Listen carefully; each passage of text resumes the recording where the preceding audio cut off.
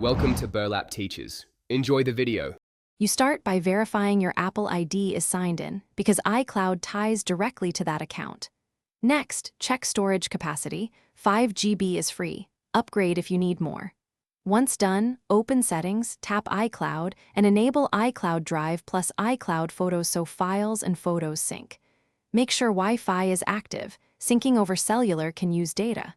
You're initiating the sync process now, so stay on the device until initial upload begins and shows progress. You now organize what goes to iCloud. Open the Files app and move or copy folders into iCloud Drive.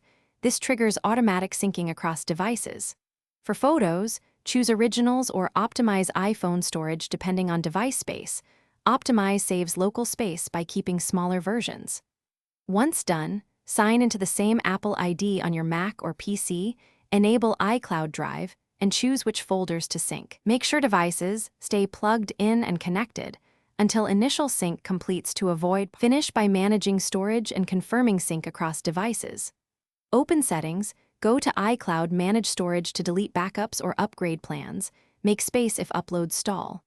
If a file won't sync, try toggling iCloud Drive off and back on, or restart the device to force a refresh.